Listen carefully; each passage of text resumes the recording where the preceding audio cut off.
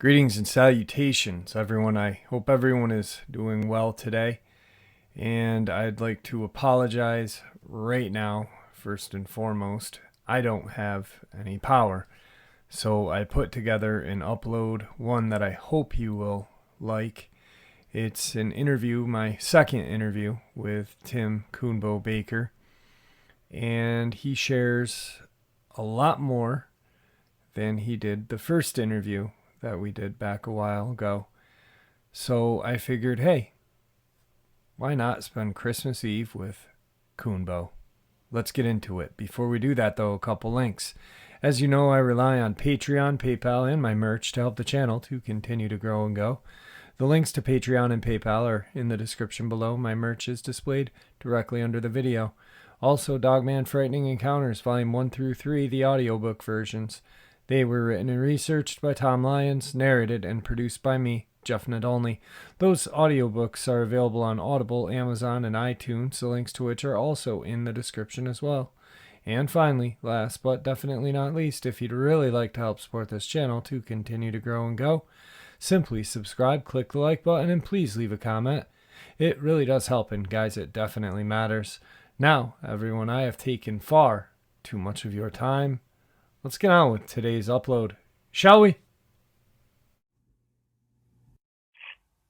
All right, everybody. Tonight, I made the announcement a couple of days ago that I was going to have Mr. Tim Coonbo Baker on with us. He is a man that has a lot of experience, 40-some years of experience, and a lot of tales to share. And I am grateful that we have him with us tonight to share some of those. Coonbo, how are you? Doing very well, thank you. Thank you for coming on. I really appreciate that. Now, like I said, I don't really have a format. Everybody knows that. So I guess pretty much I'll start off with a question and then we'll just go into it, and however it goes, it goes.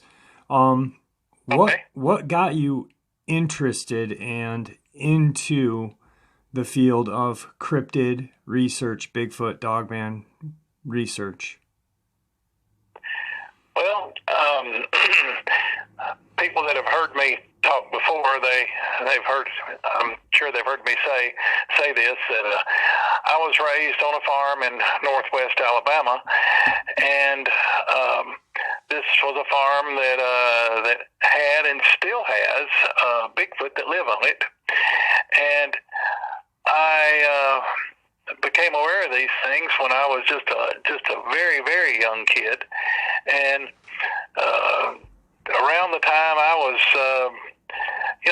just old enough to start, having clear memories of things that I still retain to this day.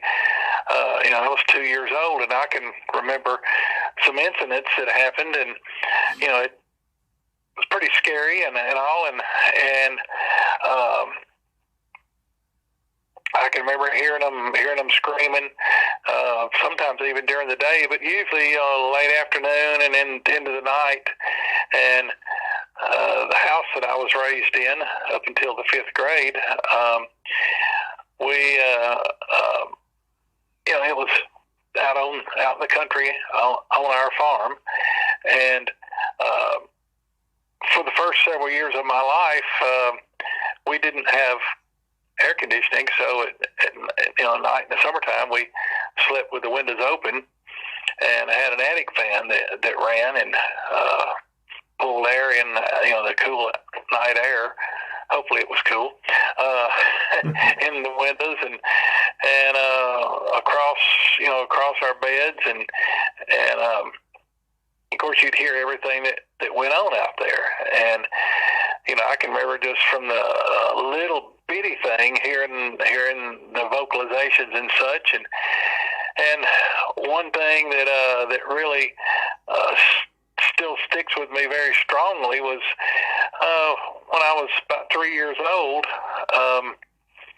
We were playing around outside and over near my grandmother's house. My grandmother lived across a 20-acre field, or half of a square 40 from straight north of us, and so that's about 220 yards walk.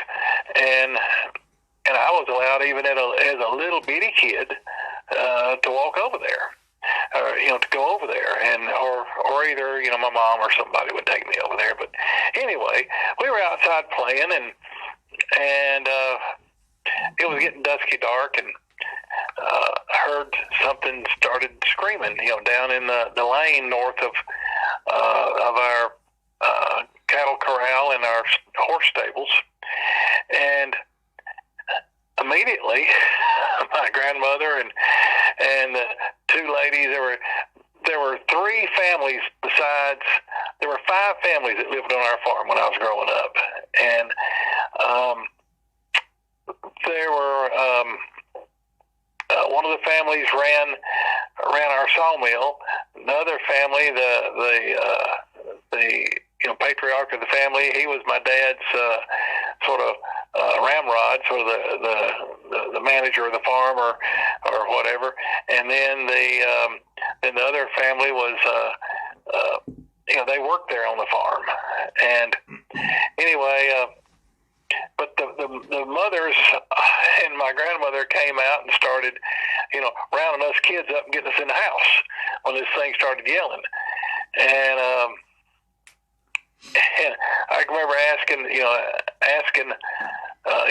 what is that? What is that? And of course I'd heard the noise before, but never that close. And they said, "It's just that old catamount."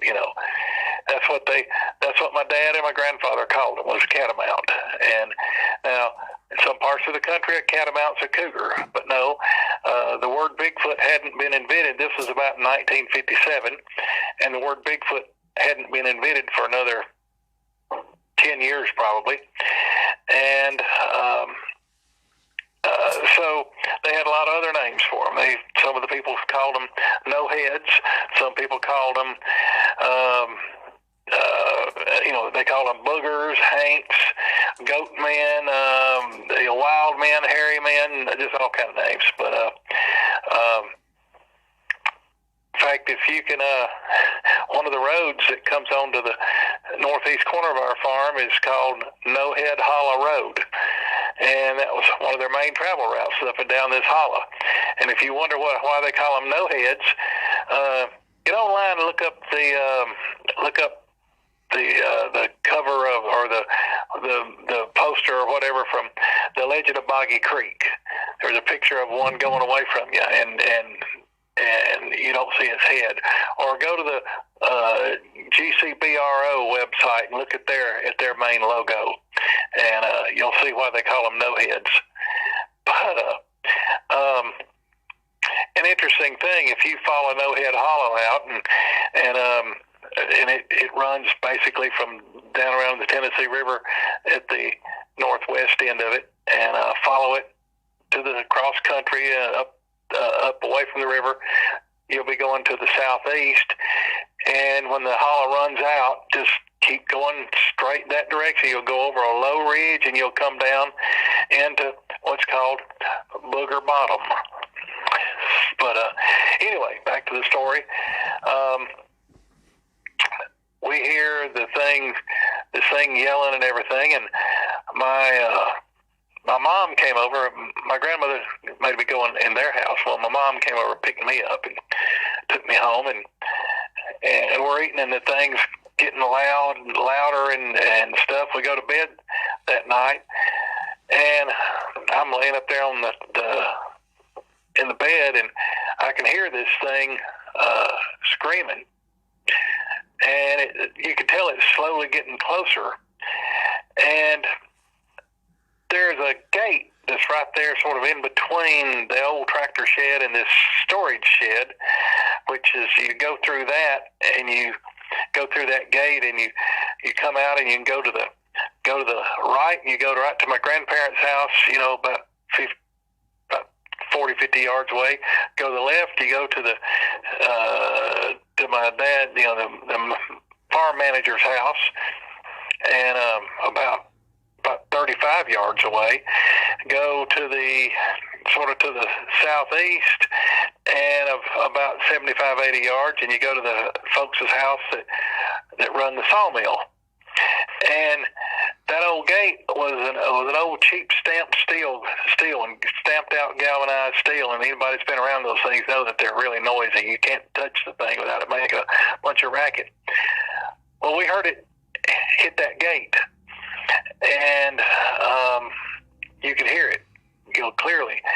And when it did, the folks that ran our sawmill, they had 7 big old rough coonhounds, hunting dogs, and they were plot hounds and a couple of Catahoulas and black and tans, and these were rough old, they were gamey dogs. They weren't scared of anything, and they all came roaring off the porch and out from under the porch and everything, go tearing off over there, and you could hear them.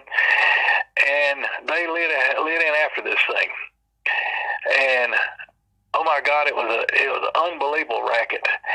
And right at first, it sounded like the dogs were going to just eat this thing alive.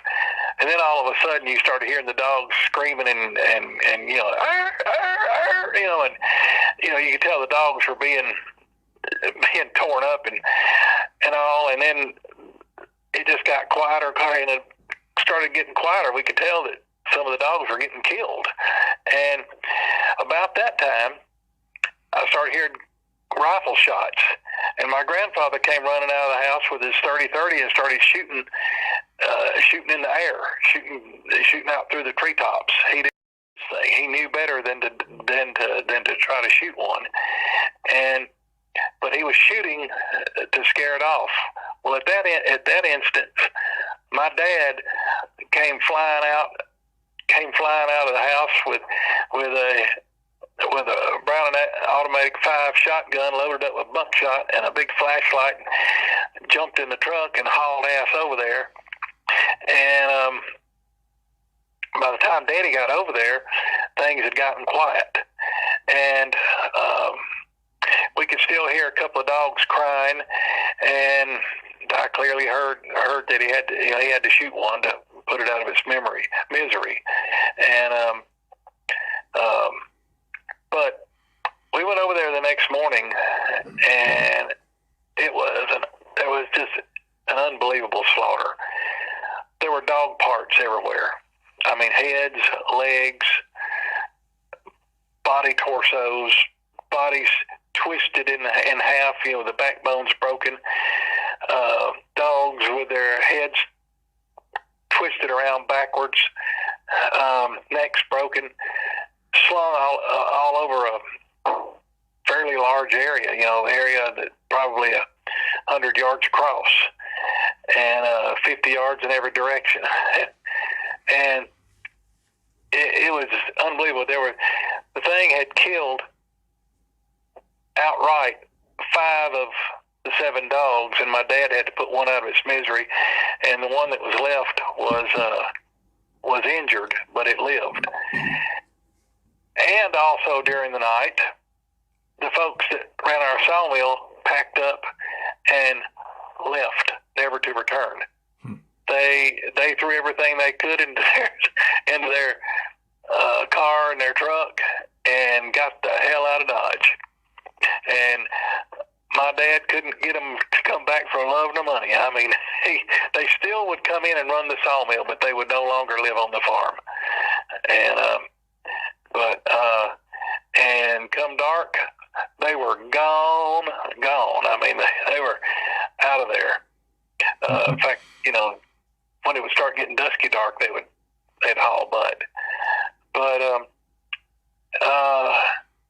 I can remember, asking, what was that, Daddy? What did that? And it's just that, is that one of those old catamounts, and I asked him, what was a catamount? I asked my grandfather first, what is a catamount? He said, well, I don't really know, but it's sort of like a cross between a big bear and a great big huge gorilla.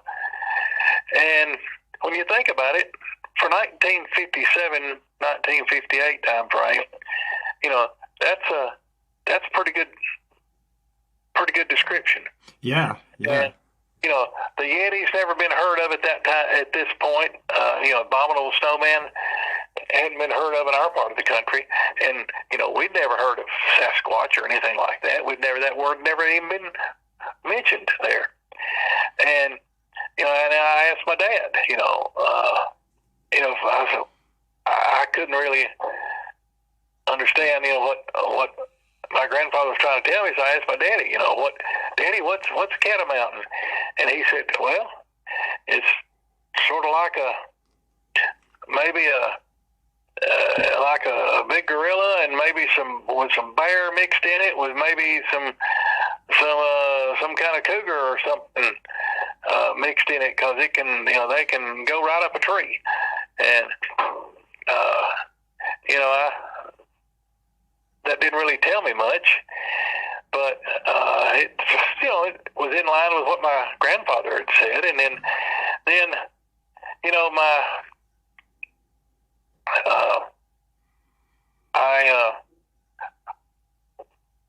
we'd still hear them and all, and I was still curious about them. And what was weird is 2 or 3 months before my grandfather died, he got me in his old truck, and he never called me by my name. He just called me boy. He said, "Get the truck, boy. We're going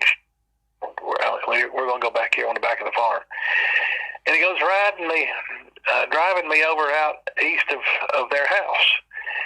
And to this day, there's a big ridge back there, and it's not a real steep ridge or anything, because we farm it. We've had pasture on it for years. In fact, right now this year it was planted in corn, and but we've grown soybeans, cotton, corn, millet. We've had it in high grade pasture, and all that is part of the tillable acreage of our farm. But right up on top of this ridge, there's this one big single solitary oak tree. And if anybody knows much about trees that grow out in the open like that, with no other trees around them to shade them, they grow with big limbs all the way to the ground. And that's the way this big oak was.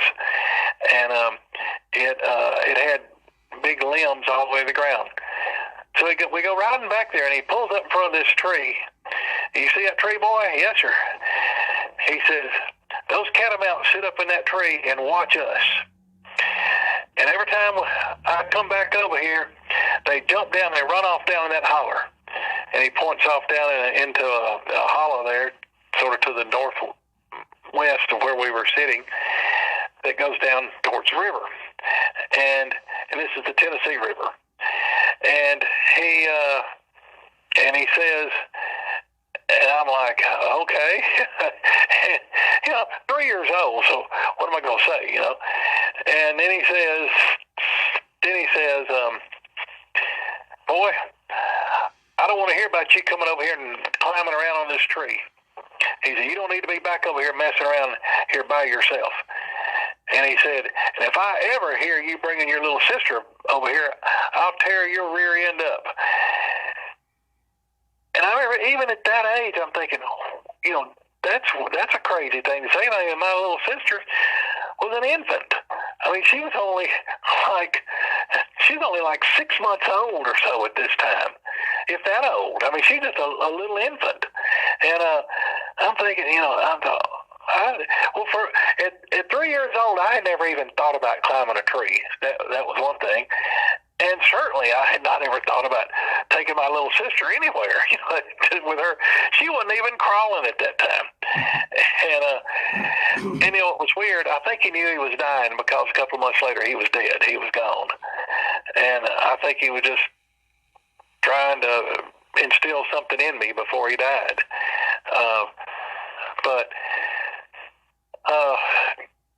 And then, so he passed away, and about a year or so later, I'm laying in the bed one night, and it was pretty close to this time of year, maybe a little bit earlier, but it was still hot enough at night that we would have the windows open, or still hot enough that at night we would have the windows open and have the attic fan going.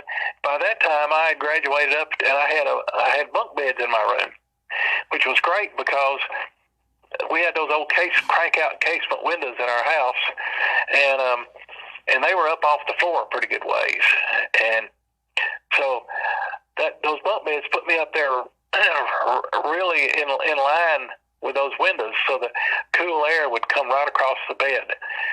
And of course, we had, if anybody knows about those old casement windows, the screens are on the inside, and it had a couple of little clips that you could unclip and then raise the screen up and look out, stick your head out the window if you want to, or you could pull the screen plumb out. But I'm laying there in bed, and I hear gravel crunching outside. And my dad had we didn't have gutters on our house, and when it rains hard in Alabama, and we just got that old just red clay dirt, and the rain coming off the house when you got no gutters, it cuts down through the grass, and it gets into that red dirt, and it splatters that old red mud all over the side of the house. Well, Mom and Dad didn't like that, so Dad had spread about of a gravel from the foundation of the house out from the house probably 4 feet or so, and so there was this border of gravel all the way around the house, and it's still there today. And I heard somebody out there walking on that gravel coming around the side of the house up under the eaves, and I could hear gravel crunching. Well, I thought it was my friend that lived over there, the caretaker of the farm. I thought it was his son. And of course, that was ridiculous. He wouldn't be out there by himself at that hour of the night. But I expected to see my friend Danny standing there, and I didn't. And so I looked to my right, and there's nobody. I looked to my left, and there's one of these damn boogers standing there. But he had his back up to the wall, and I'm saying I'm guessing it was a he. And I didn't see anything indicating that it was female. But it had his back up to the wall, and I clearly remember it had the palm of its right hand against the side of the house. And it had its head turned looking at me. And I looked at it, and my eyes got big. Oh, my bedroom was on the south side of the house, and the moon was up good. And the moonlight was it was actually a quarter moon, so the moon was over past it was over in the southwest, and the moon was shining, and it was reflecting in its eyes. Its eyes were reflecting yellow, not red, but yellow. And this thing had reddish hair, and just real pretty auburn-colored hair. I realize now, but the ones out on our farm are really clean, and they look like they've just, every one of them I've seen, it looks like they've just come from the beauty shop or just had a shampoo or something. But that moonlight glinting in that hair, and mind you, this is the first one I've ever seen, and it looked like there was blood in his hair. And the descriptions that my dad, and my grandfather give me of a bear and a gorilla, those are both black. And so to see this red thing standing there in the moonlight glinting off of its hair, I just instantly thought it was blood. And I come flying off the bunk bed, go running into my parents' room. Mama, Daddy, there's a yellow eyed monster outside my window.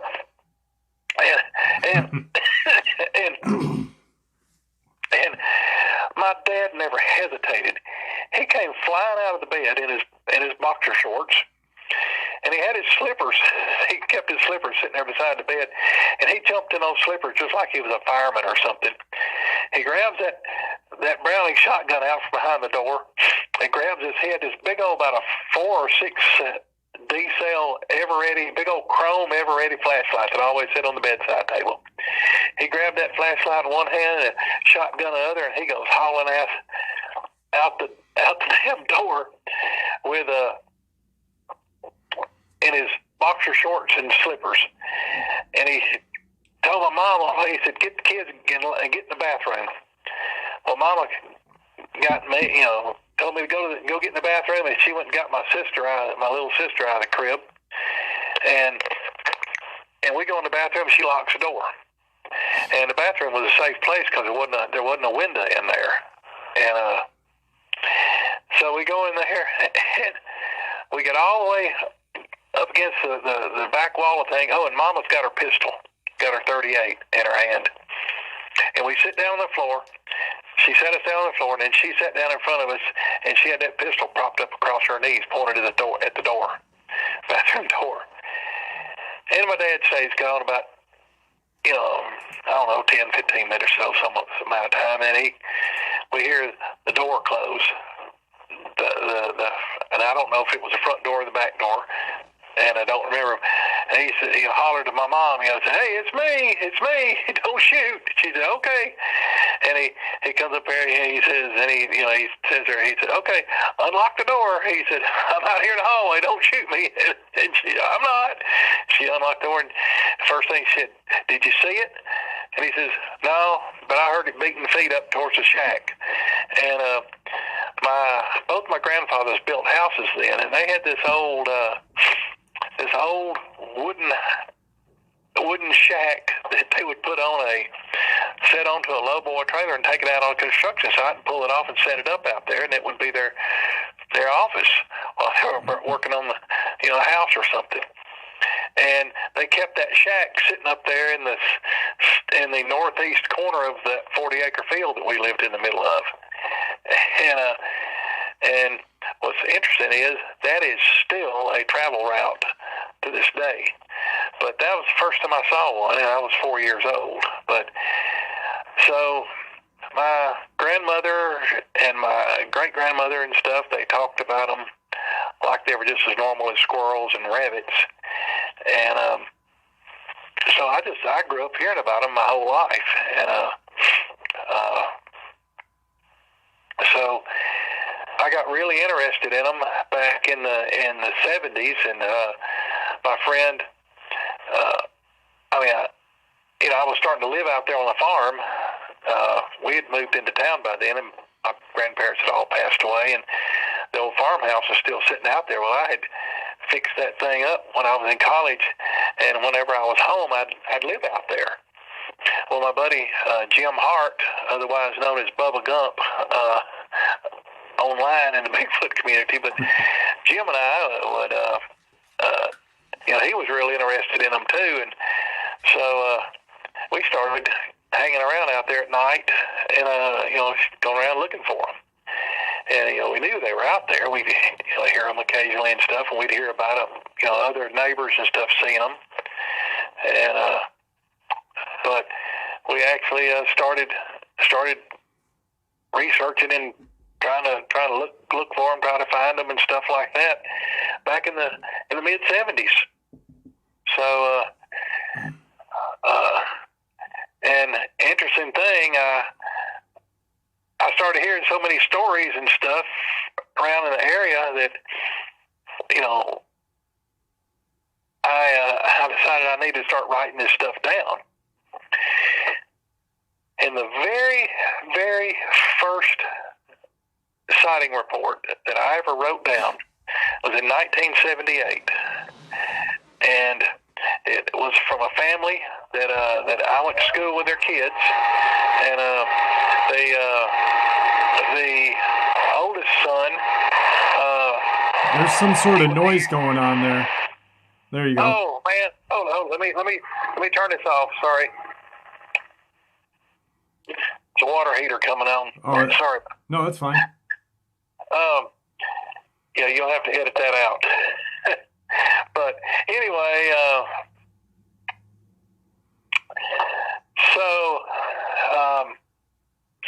this family that lived about 3 or 4 miles east of me, and this is after I'm out of college, and I'm working at the local utility company in the electrical engineering department. And we're at lunch, taking a lunch break one day, and the oldest son of this family that lived out there, he starts telling me this story. And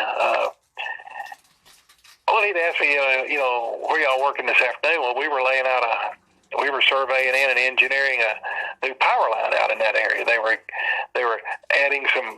building some roads out there going out to the waterfront, and so we were laying all the power lines and surveying them in the right of ways, and then doing the engineering work on them. And I told him what we were doing, and we were having to drive right past their house, and he said, well, watch out for that old goat man. And I said, what you mean? He said, oh, yeah, that thing scared us half to death here a couple of nights ago. And so he tells me the story. And he said they'd had supper. Their dad worked second shift at the big Reynolds Metals plant that was there in the Muscle Shoals area. Had a big, huge, I think at one time it was the largest aluminum plant in the world at one time.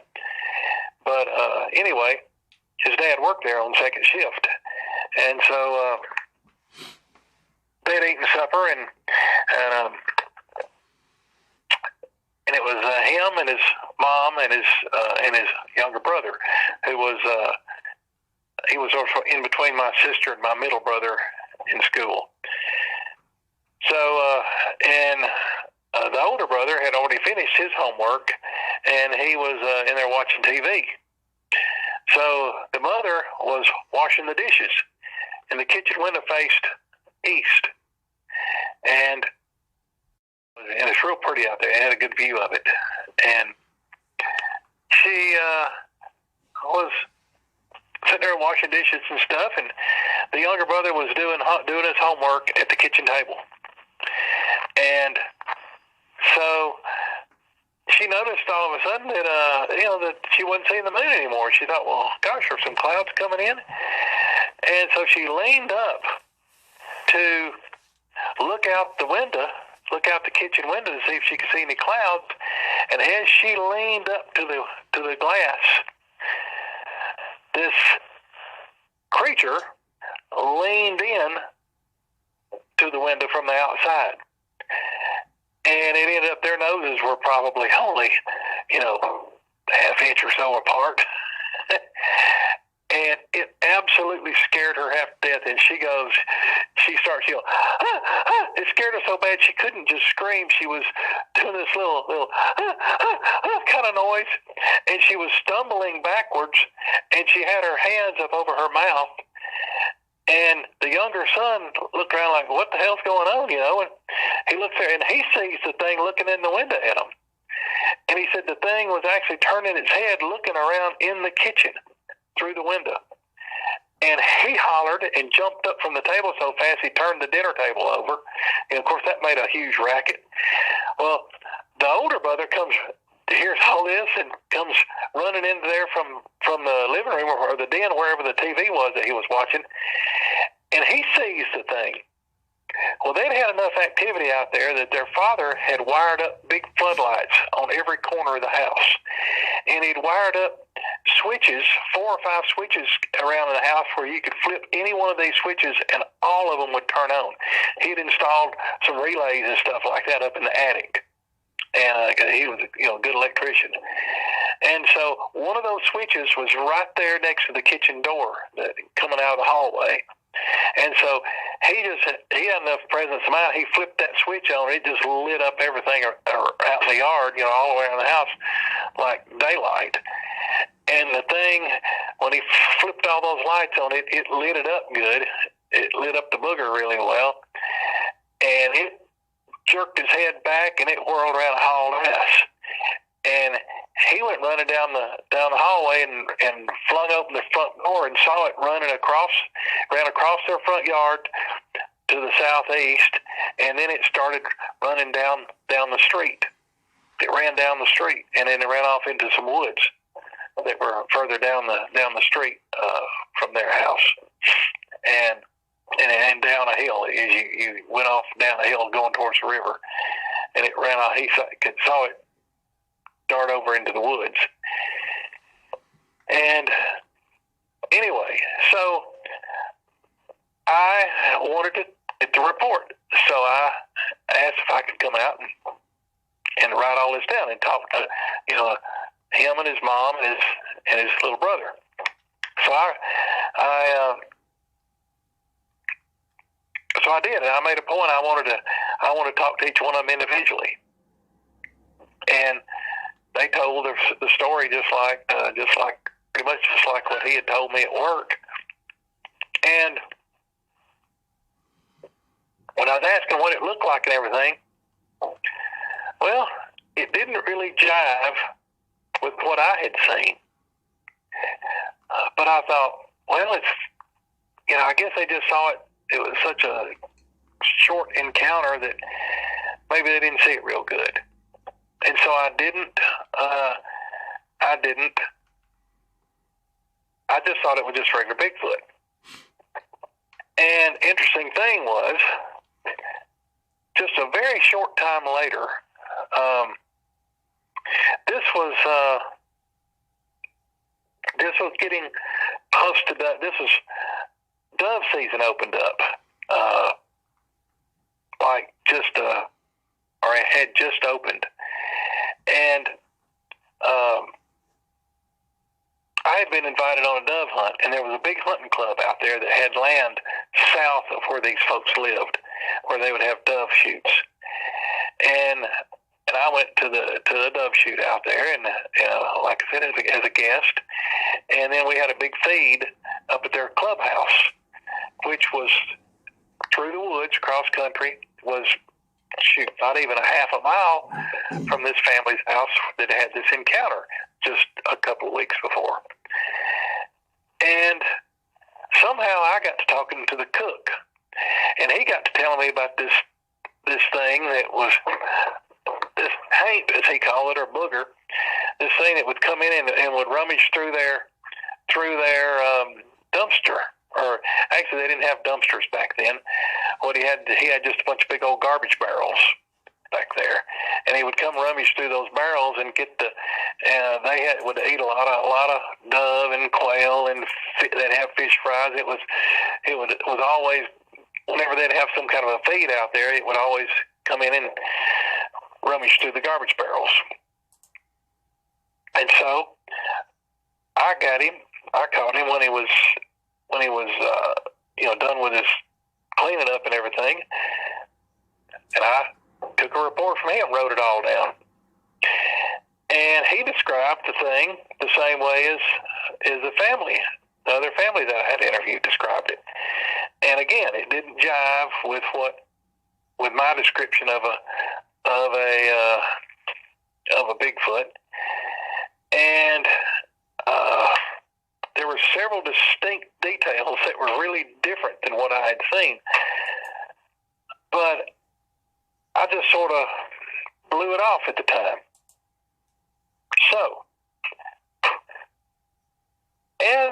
over the years, as I started, taking more reports and talking to more people and stuff, I started figuring out that there were more than one kind of Bigfoot. And that there wasn't just the kind that we had on our farm, and that there was another kind that was lighter weight and didn't get as tall. The one on our farm, the big male, he was about 10 feet tall.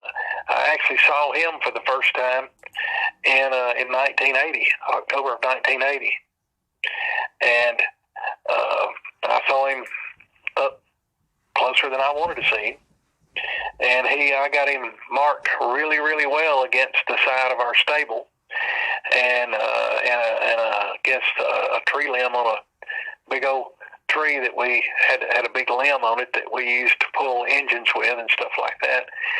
And I knew exactly how far it was from the ground up to the bottom of that limb. And also, I caught him against the eave as he walked around the corner of our stable building, and the we had a drip rail in the siding right there, even with the bottom of the gable, and that thing was exactly 10 feet off the ground there on the south side of the stable. And I saw him up against it, and as he was walking along, his head was bobbing up and down right along that, even with that drip edge. So I knew he was 10 feet tall. And plus I measured just to be sure against that tree that he passed under, his big tree limb. And he was rather upset when during this episode, because I had moved the sweet feed troughs and the lick wheels, which a lick wheel is a big metal tank, holds about, I don't know, maybe 40, 50 gallons ours would hold about 40, 50 gallons, probably about 50, 55 gallons of a molasses or syrup compound that had a bunch of minerals and stuff mixed in it, and which were good for the cattle. And there was a wheel that turned. There was a slot in the top of it, and a wheel mounted there. That the bottom of the wheel reached down to the bottom of the tank, and the cattle would lick it, and it would turn and lift up more of the molasses and stuff. But we had a couple of those, and we had several sweet feed troughs, and I had moved those from the west side of the farm over to the east side of the farm because we moved our cattle. And this thing was PO'd because its little extra food supply and sweet supply had been moved, and it was raising hell. And that was in October of 1980. But as more people over wider and wider areas, I knew about the kinds that were like in the Patterson-Gimlin film, what we call the patty type.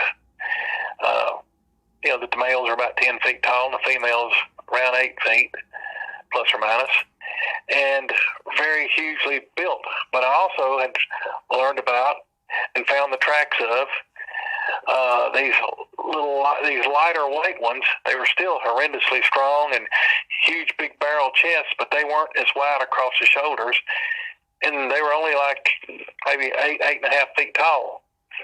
The males, and the females would only be, maybe 6.5, 7.5 feet tall, something like that, max.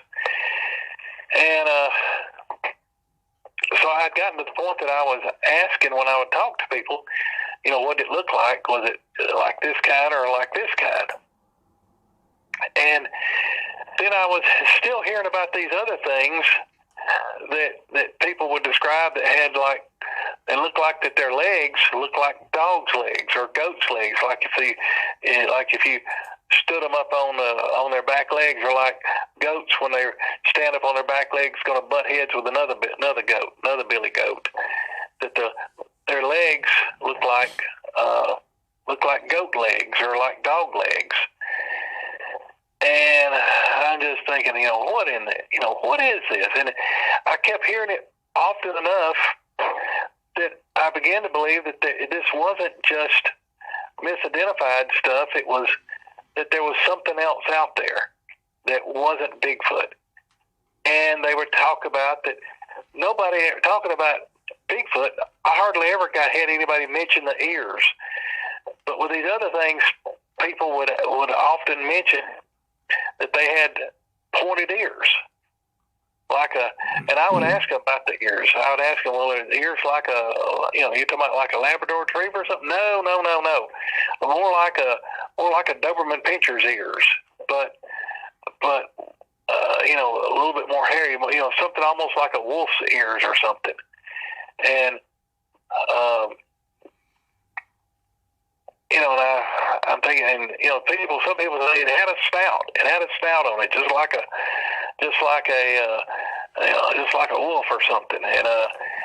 And some people would say that they were werewolves, and I'm like, yeah, that's a bunch of hooey. And then, in the meantime, I had gone to work for the government in 1980, and had moved up to after the incident that happened in October. It scared my wife so badly. We'd only been married about 6 months, or a little less than 6 months, and she would not stay on that farm another night. And so by the next weekend, we had moved lock, stock, and barrel to Huntsville, Alabama, from over out east of Muscle Shoals. So let's fast forward to 1984. We were getting ready for the first Department of Defense mission of the space shuttle, and I was one of the electrical engineers that worked on the space shuttle for NASA, and we were getting ready for just a absolutely horrendous amount of data to be downloaded during the flight, from the shuttle to the ground. So they built a huge new ground station there at Redstone. We were having built and then installing all kind of recording equipment and just tremendous amount of stuff. There was a lot of the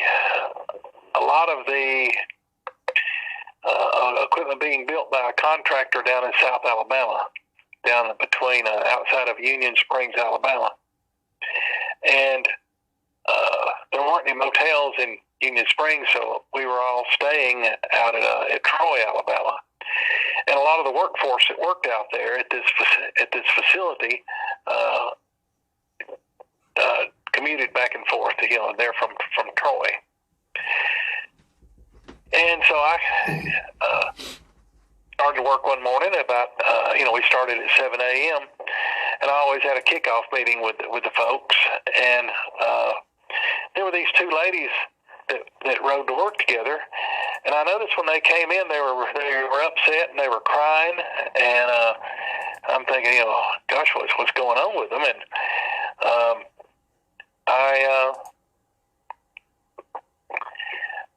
we had our meeting and everything, and they just, you could tell they weren't focused on the meeting. They were just something bad had happened. And so, and by the way, nobody knew about my Bigfoot research or my interest in Bigfoot or anything like that. No, none of them knew. And so and this is an ultra high priority project, and it was top secret and everything. And these are very, very skilled workers and very highly trained ladies, and I needed them to be focused and at 100%, for working on this equipment, because it's very, very technical equipment that we were working on. So once we got done with our kickoff meeting, everybody started out to work. Now I asked those ladies to, hey, come on over here, come in my office. Went in the office. I said, what's going on? What's the matter? Well, they didn't want to talk about it. And so I just shut the office door, and I said, ladies, I said, let's talk about it. I said, what's got you guys so upset? I mean, do you need to go home, or, I need you focused, on the job. Anything that's affecting your work, I need to know about it. Are you sick? No, we're not sick. What's going on? Well, you wouldn't believe us if we told you. I said, you'd be surprised what I'd believe. And, well, we saw something today on the way to work. and I'm like, oh, really?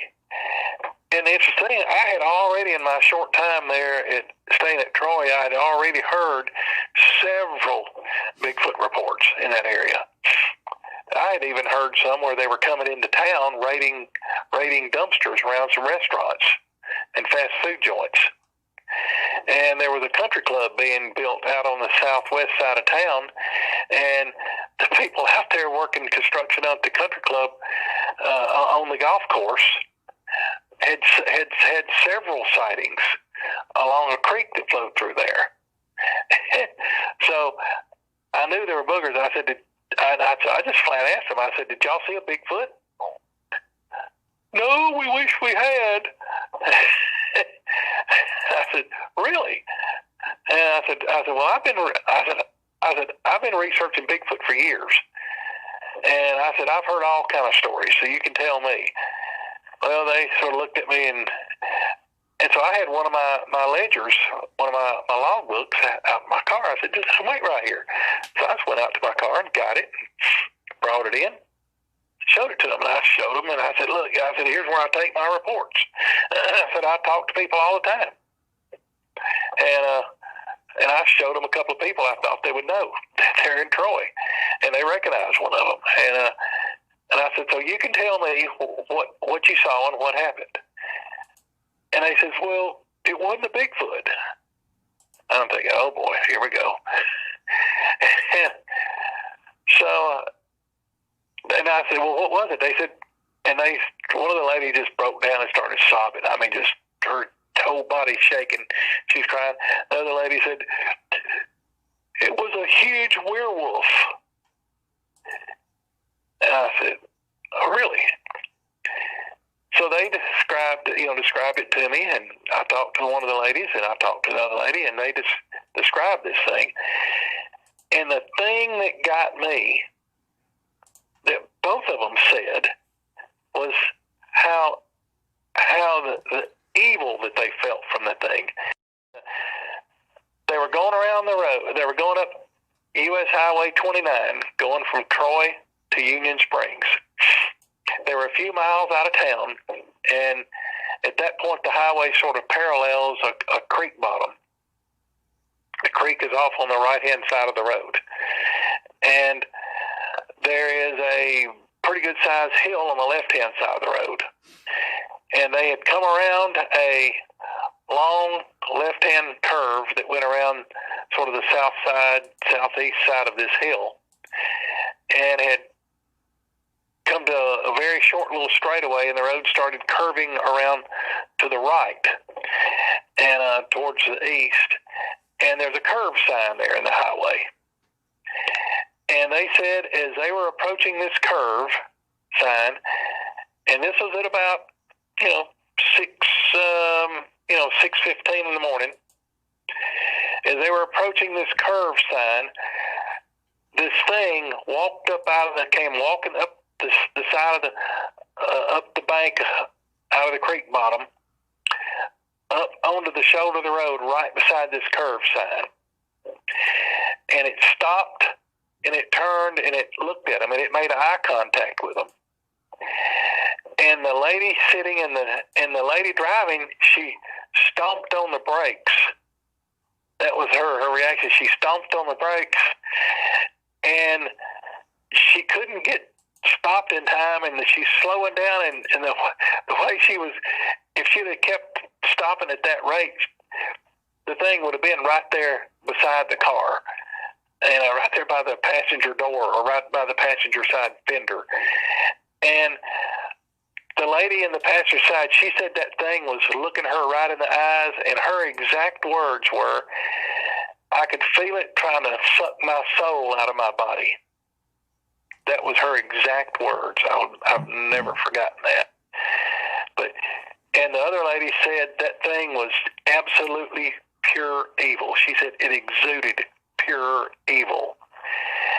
And she said the lady sitting on the passenger side started screaming, "Go, go, go, go, go!" And so the lady just floorboarded it, and shot past the thing. And she said, as they went past it, it was just had its eyes just drilling into that lady on the passenger side. And she said that she could feel it trying to pull her soul out of her body. And wow. now, that's pretty crazy. Yeah, that's terrifying. And like you said, these ladies, because I've heard this. You and I have spoken for a couple hours the other day, and like you said, these ladies were not your average. They were very educated women, and very, very educated women, and very educated women. I mean, these ladies could work. Well, hell, they were subcontracting for NASA, right? And they had top secret they had top secret clearances, and these were very very highly trained, very skilled, very intelligent ladies, and so I told them, I said I have heard descriptions of the creature you're talking about. I said I've heard it. I said I've been hearing it for years off and on. I said, and that's when and I asked them, and they had just terrifically detailed descriptions of its legs, its shoulders, how its posture was, its what its face looked like, and its head.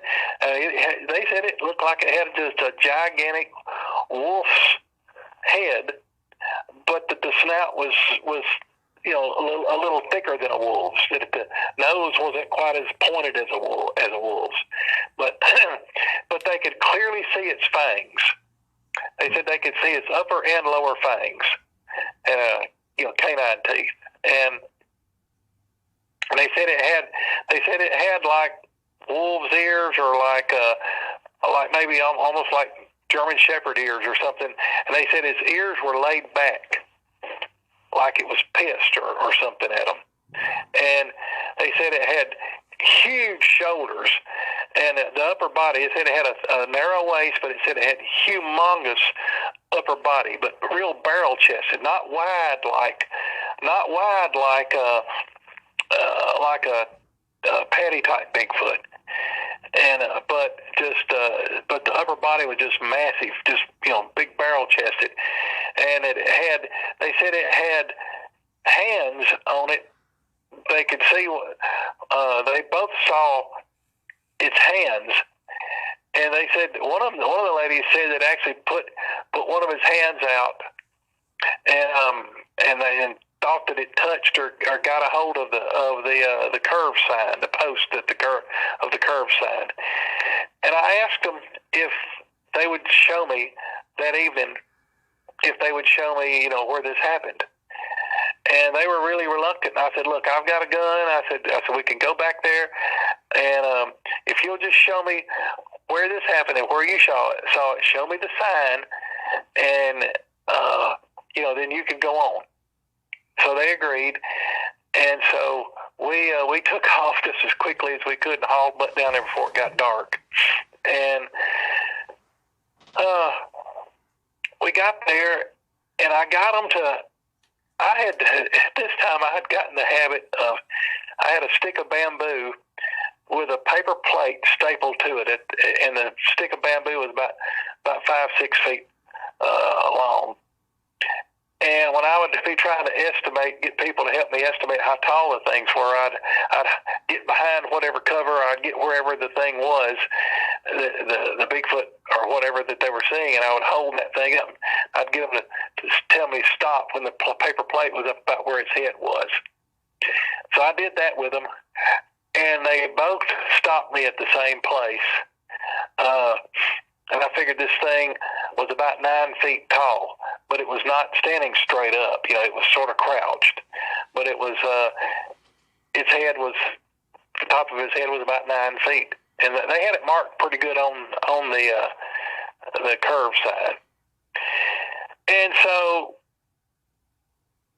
they wanted out of there because it was getting dusky, and so I told them, go ahead, and they took off out of there. So I got to looking on the side of the road. Oh, the lady that was driving noted that when she stomped on the gas and shot past the thing, she looked up the rearview mirror and she saw it run across the road and up the bank on the other side. And so I looked and I found sort of a scratch or whatever, or some disturbed gravel right there, or maybe it kicked off, taken off across the road. But when I got to the other side of the road, on the southbound shoulder of the road, I found very clearly where it had kicked off, and I found a pretty clear imprint of the pad of its feet and its toes with claw marks, about 6.5 feet up the bank of that embankment. And this wasn't a rock embankment. This was just a cut dirt embankment, and like you see down south, a lot of the cuts and stuff where they've cut into the side of the hills to make roads, they're not rock. It's just dirt. And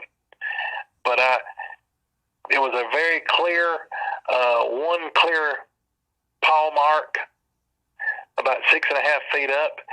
And when I tried to pull a tape measure on it as best as I could, from where it kicked off of the shoulder of the road to where the foot was, linear distance from one to the other was about, I don't know, 15, 16 feet, something like that.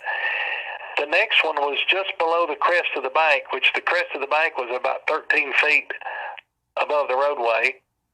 And the next one was just below the crest of the bank, and about a little over 12 feet up from the bottom of the bank. And then I found one over the crest of the bank, about another 10 feet or so. And then it was in the woods, and I couldn't find anything much definite after that. But anyway, I get back to seeing the tracks. That's the first time I had ever seen physical evidence. And by this time, I had seen enough Bigfoot tracks on my farm. The big alpha on our farm throws a 22-inch track. And I had seen them, and I had seen a lot of 15 to 17, 18-inch tracks, and very few of them that were above 20 inches. But I had never seen one of these tracks that looked like sort of like a gigantic dog. They were quite right for just a big dog track. They were wider across the ball of the foot, but all I saw was just the ball of the foot, and then the toes, and then claw marks. Now, people ask me, and I have seen other Dogman tracks. I've seen them with 5 toes, I've seen them with 4 toes, and I've seen them with 3 toes. But I have not seen enough of them to know what the norm is. But I've seen them with 3, 4, and 5 toes, and I have heard of them with 6 toes. I have not personally seen a 6-toed track, right. Dogman track. But now, at this point, so once I had seen that track, and they were good enough and clear enough for me, and I have seen Bigfoot tracks going up embankments. They're way different, and I knew then that I was dealing with something else. And then everything fell in place. That all these people that had been describing these other creatures as dogmen, or werewolves and goat men, and just some kind of weird things, had a snout on them and all, I realized that there was something else out there. And that's when I started coming up with this numbering plan. And originally I called the big patty type, which was the first ones that I ever saw. And it looked like the ones in the Patterson-Gimlin film. call them the type 1s. And these other ones that people call them swamp apes and stuff like that, and they're somewhat smaller, I call them type 2s. And these werewolf-looking ones, I was calling them type 3s. And like I said, if you want to see a good, of course, the one in the Patterson-Gimlin film, that's a perfect female type 1. And there are pictures and artwork and stuff out there of type 1 males. And if you want to see a really good picture of a type 2, get online and search for the book Them and Us. Them and Us. And look at what the guy that wrote that book, look at his rendition of what a Neanderthal really looked like. The Neanderthal pictures that we've been shown in school, that we were taught in school, is not what this guy believes that they look like.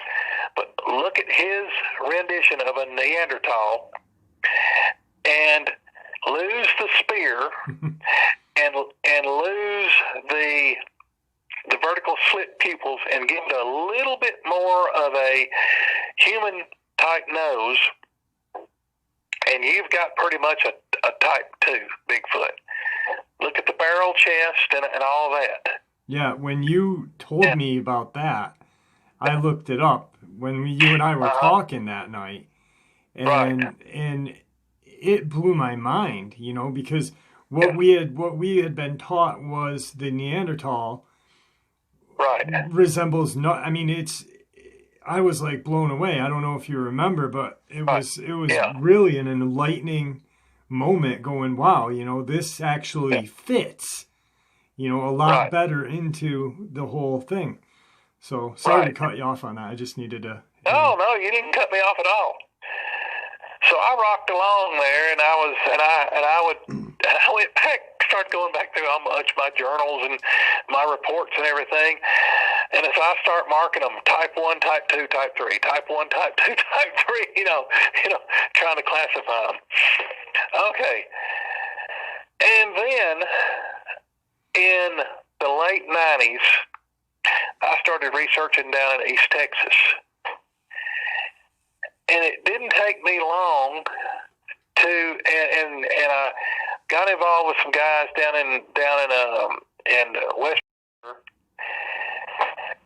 And I started seeing, I was used to seeing 3-toed tracks, but I started seeing, now one of the things that I learned is that, I'll go back. Don't let me forget to talk about the feet. Okay. All right. I started seeing, it's common to see 3-toed Bigfoot tracks. And I believe that that's I believe that there's probably 5 toes there in most cases, but that the toes are webbed together. And that is a defect that you see in humans. Sometimes, and it's not a rare defect for hands and fingers and toes to be webbed together in humans, and it's not as common now as it used to be. But that's also an effect that can happen due to inbreeding, generations of inbreeding, and one of the things that I believe is that. And there's pretty good evidence for it, is that when the white man brought in their European diseases, smallpox, measles, chickenpox, and stuff like that, and the Native Americans did not have resistance to that, it just started wiping them out. And there was even some low-down scumbags that actually purposely infected Native American tribes with these European diseases to wipe them out. They gave them blankets that infected people had used and such as that. But not only did that wipe out millions of Native Americans, but I believe it also wiped out millions of Sasquatch. Bigfoot. Yeah. And I believe that is what has caused some of the weirdities that we see in the normal Bigfoot population.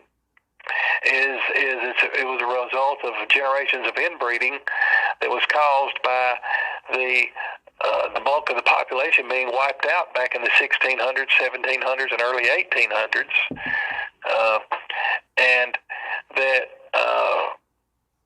there were just small little breeding populations left, and they ended up being inbred in many cases. So I think that's why we see what accounts for a lot of these three-toed tracks. Well, down in Texas, I started seeing tracks, regular-looking Bigfoot tracks, with claws on the toes, it looked like. You and I, humans, have what's called plantigrade feet. In other words, when we're standing up, standing there, our heels are on the ground. When we walk, our heels hit the ground. Bigfoot are the same way. They have plantigrade feet. When they're standing up, their heels are on the ground. When they walk, their heels are on the ground. Their heels hit the ground. Now, when they start moving quadrupedally and bend over, their heels come up. But you know when that's going on because you can find the knuckle prints that indicate that they're doing that. They also, because they have a mid-tarsal break in their feet, they can actually hide or disguise their tracks to look like very similar to, if the ground is soft enough, it looks like that cattle or horses have come through an area, because all you'll find is little round pug marks, because they can actually scrunch up their toes almost like we can our fist, and so that they don't leave toe prints, and they leave these pug marks. So you researchers that are actually out there in the field, if you're in an area where you know that Bigfoot have been traveling through and you cannot find any tracks, but you're like down in a ditch or along a creek bank or something, it looks like that somebody's been leading ponies or cattle through there, and you see these little round, I call them pug marks, or little round prints in the dirt, and they're indistinct. You can't see a clear hoof print or something like that. That is often what Bigfoot will leave behind when they're traveling quadrupedally, and they have their fists doubled up and they have their toes scrunched up, because they can do things with their feet that we cannot. And I have found heavily used travel routes that I actually physically observed the Bigfoot moving through there quadrupedally, and go back down there thinking I'm going to get some really good tracks and everything, and that's what I found. I thought, well, what the hell? And I finally figured it out. That I figured that that's what they were doing. And that was I haven't seen that very many times, but I physically observed them down in Mississippi one time, coming out of a big tract of pine forest and dropping off down into a creek. And they followed this creek, meandered across a quarter section of land, and they followed that creek over into the tract of woods on the other side of this quarter section of land. A quarter section is 160 acres in a square, and it's a half a mile on the side. So they followed this creek that meandered across this 160 acre bean field, and they didn't leave a single track in it. All they left was these little, what I call pug marks. Wow. And it was a whole troop. We were able to count them because of their communication, their little noises they made as they kept track of where they were. It was a whole family unit. How many about would you say would be in that particular family? In that particular family, there was about 8 that were making noise. Okay. Yeah. All right. And Really quick, I did talk to you, and I usually have 45 minutes of record time. Tonight right, I was able to figure out how to do up to 2 hours. We're coming up right, about on 100 minutes, so we got about 20 minutes left. I know you did say that you'd be willing to come back on the show, and right, share some yeah, more. Um, can right, I just ask a couple of questions? sure, yeah, What now? One thing that really interested me, and you kind of shocked me when you said yes, you've heard, uh-huh, is a when I said what would happen if a Sasquatch met up with a Dogman, and you said a Dogman would absolutely, tear a Sasquatch apart. Um, right. has there been any accounts that you know of that has happened? Well, I have heard from some folks that live up there in the area around Land Between the Lakes. A guy started telling me this probably 10 years ago that the Dogman says is a commercial fisherman, and he's always out, in all weather, and sometimes all times of the day, different times of the day when the catfish are running. And I sort of blew him off. Some of the things he told me, I didn't, I took note of them and everything, and I wrote it down, but often I'll make little notes on in there, improbable or doubt it, or this need to investigate this more. But I went up there to his house, and let me tell you what, he does not live there at LBL. His family was one of the families that were bought out and had to move out of Land Between the Lakes. He lives up on the Ohio River now, sort of north and a little east of LBL. And that's definitely a boogery place where he lives. I mean, a seriously boogery place. And he said some things that had that he wouldn't. Not everybody would know what some things he told me, and that made me realize that guy's shooting me straight. And then he told me about a day that he and his uncle or somebody were down fishing around the canal that separates the north end of Land Between the Lakes from the what's it called? Not Grand Island, Grand Rivers, the little town of Grand Rivers.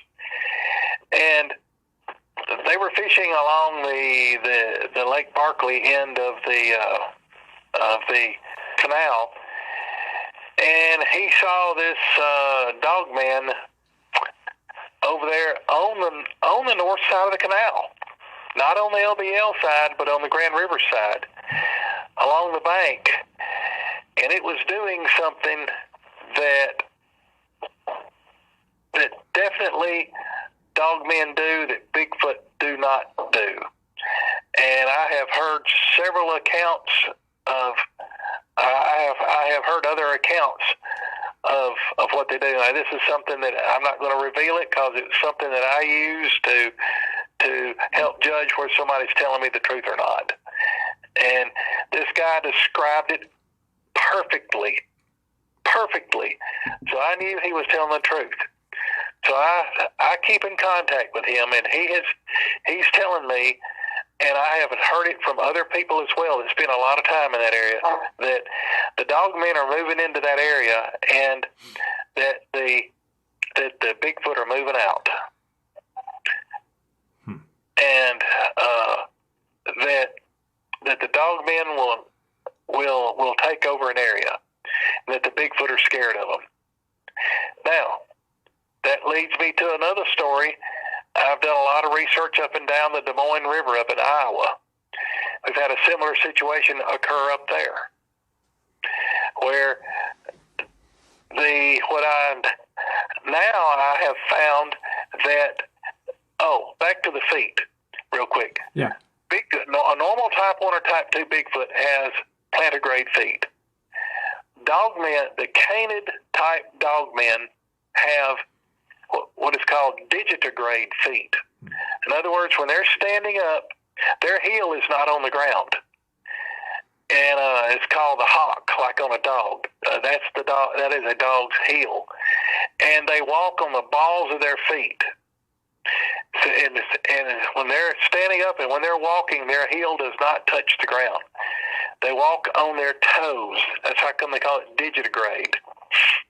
And it's equivalent of the ball of the pad that a dog has, the pad mark that a dog leaves in his track right behind his toes. That is the ball of his foot. Okay.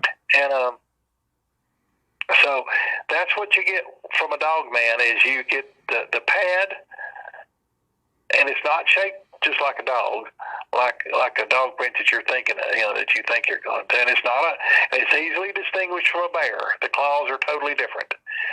But they have digitigrade feet, whereas normal type 1 and type 2 Bigfoot have plantigrade feet. In other words, their heel hits the ground every step they take when they're walking upright. Now, I started finding down in Texas plantigrade feet with clawed toes. And I ran into some folks that lived in an area down there right along the Texas-Louisiana border that got to talking about the snouted ones or the baboon-headed ones.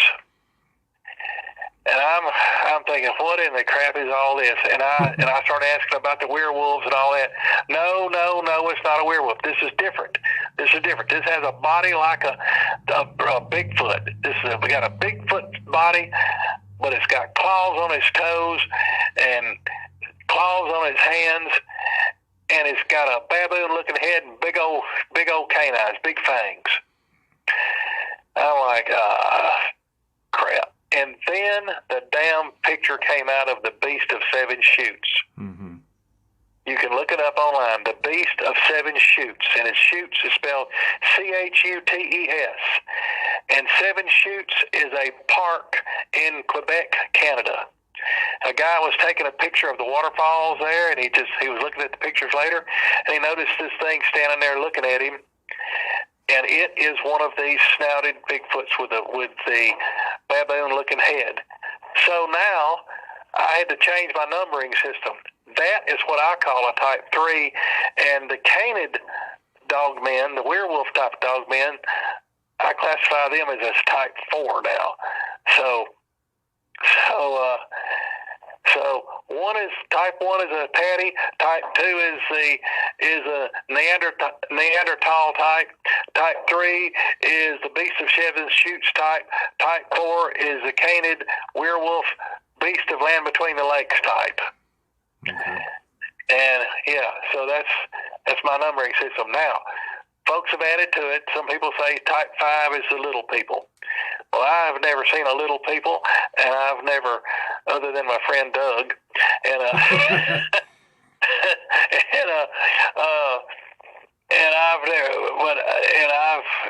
I don't research them. I don't look for them. I've only heard myself personally one report of them. And however, a few years ago there was an expedition up in either Minnesota or Michigan, and a lady got an absolutely fantastic picture of one. And so I've done everything I can to debunk that picture, and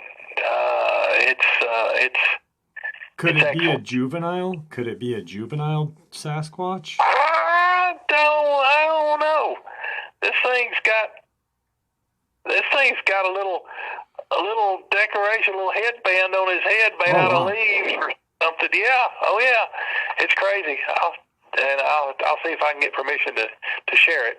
So it's almost like it's not my picture, but it's almost like an evolved So Yeah. it's more evolved along the lines Yeah. to where, okay, And that's neat. yeah, but I don't, like I said, I don't do that. So Right. I was questioning it, and somebody gave me that picture, and I know the lady who it came from. So she's reliable. Right. So I'm not gonna. So I can't dispute it. So anyway, I have since found out that the ones that are moving in up there and displacing some Bigfoot along the Des Moines River are the Type 3s. And I have taken a number of reports of the Type 3s out in Oklahoma. And there's quite a few of them down in parts of East Texas and western Louisiana. So they are not near as common, as they're the least common of the 4 types. The Type 4 canid type seem to be much more widespread, but the canids are in small little groups, and I've never heard of anything more than 4 or 5 in a family unit, whereas these Type 3s seem to be in larger groups. It's common to hear of 18 to 25 in a group. Wow. It's and they're aggressive, right? They're more aggressive than the Type 4, or no? Well, no, I don't know. People that have had close encounters with them say that they are evil, Okay. but the Type 4s are supposedly the most evil. Right. But they are evil, and they are. But they're not just indiscriminate, bloodthirsty killers. I mean, I personally know a lady who's had several encounters with them, but it got bad enough that she moved off and left her house. So I mean, she just abandoned her house, and she made story. Right. But I know we're probably right up against the end of our time. Yeah, we've got about 9 minutes left. How about we end tonight? I mean, I'm looking forward to, like I said to the audience, I had almost a 3-hour conversation with you, and I was blown away. And I feel honored just to be able to speak with you and have you on the show. Looking forward to having you come back. Is there anything that you could possibly share with the not inspiring, but inspiring crypto researcher that wants to go out and look around? I mean, because you did share, hey, if you guys are in the bank, and you see these like divot like things, that's one. Is there anything that you could share? Well, I just want to say I'm just an old country boy. I grew up outside of Ford City, Alabama, and I mean that's still to this day a little unincorporated place. And I didn't even grow up right there. I mean, I grew up out several miles from there, and I worked my way through college and got lucky and got a pretty good job and learned a lot, and then eventually I never gave up on my dream of working with the space program, or eventually, and it took a lot of school. I had to go back to school several times, but once I got to that point, though, they pretty much paid me to go to school. But anyway, I just the big thing was I got out there and just spent time in the woods looking around, and I tried to observe I tried to look critically at the things I was seeing. I mean, I remember when I was just a little boy over on the back side of the farm, I used to find these little teepee formations and out there in the woods, and I would see other things. I'd go down a fire break road, go back there going fishing. I'd come back out, and there'd be trees pushed down across the road. Just keep your eyes and your ears open.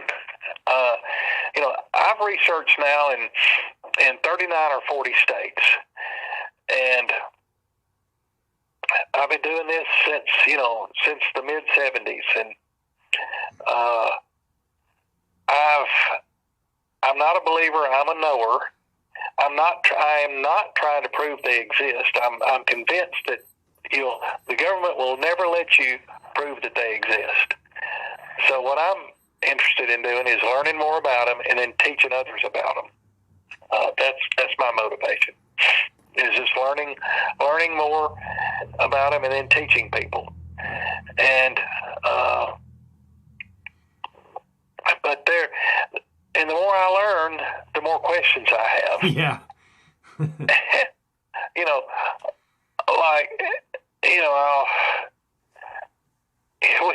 We discovered some of their little signs that they do. Oh, I'll tell you something. I'll give you a little tidbit.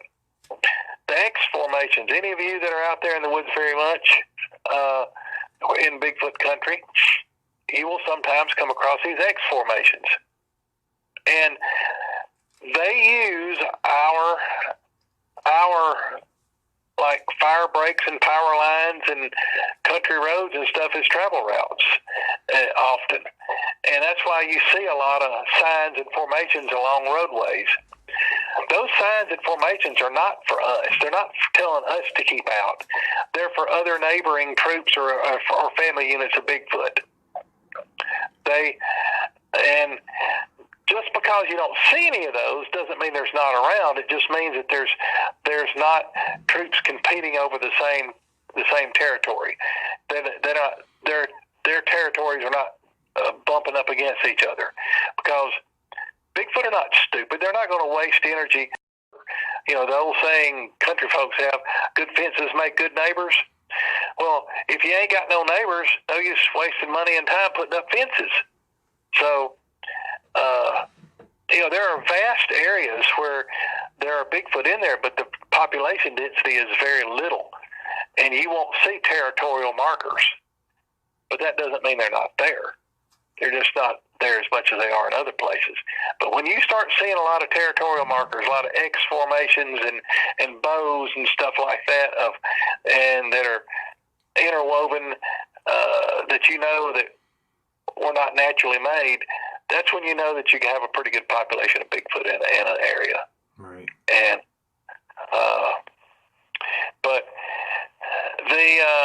the one thing that I do know that they do that is directed against us, and it's not just a keep out sign, it's a keep the hell out or I'm going to tear you to shreds, is if you find a tree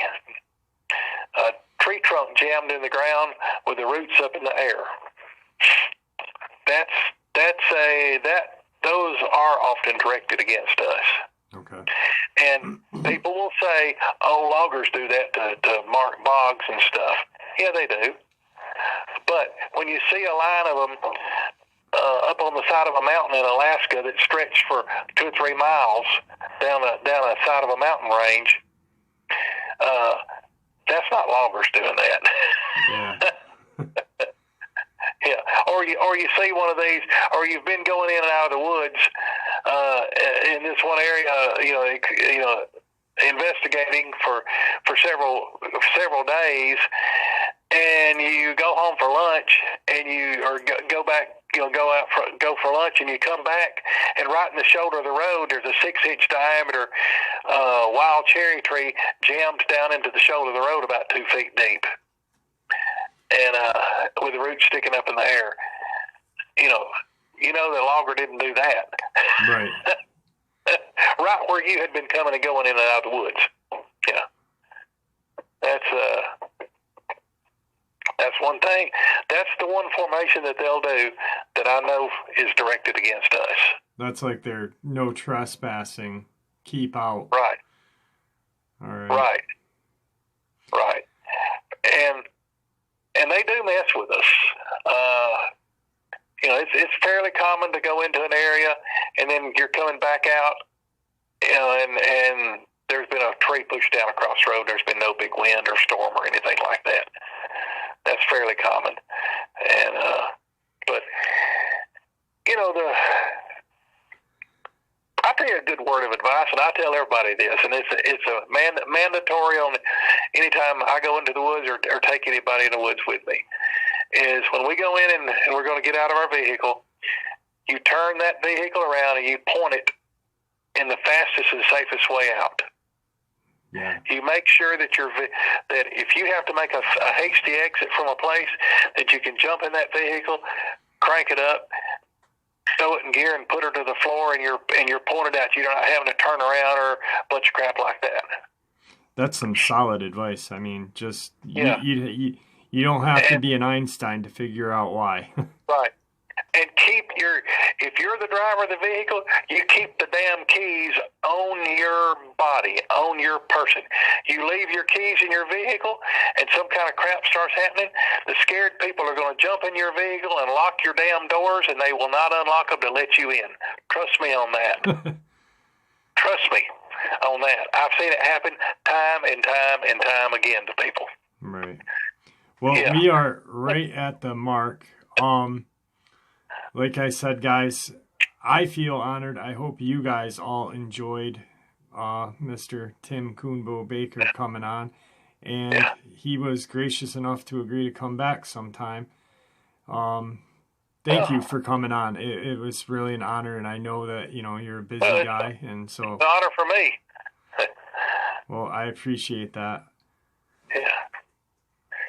And, I mean, like I said, I'm interested in sharing my knowledge. Yes, sir. Another little tidbit that part of my story here should illustrate is you should always any good researcher is willing to go back and relook at their data and change their mind. Yeah. Based on new evidence. Always be open-minded, because, right. And I've always said, I don't know anything. I'm always learning. That night that you and I spoke, I felt like some of the stuff I thought I knew, but really didn't know, just got tossed out of the window. And you've got to be really open-minded, because it's a subject based on theory and hands-on. I mean, unfortunately, like you said, the government is not going to give us one of these bodies or anything. We're not going to know the biology of these creatures for a very long time, if ever. So, I mean, you've just got to be really open-minded. So, that 3 hours that I spent with you on the phone was a really good educational learning for me, and I appreciated it. Well, I appreciate that. I appreciate the compliment. I tell a lot of things, but there are a few things secrets I hold close to my chest, because I have to have some way of evaluating, things that people tell me, and knowing whether they're blowing smoke or telling the truth. And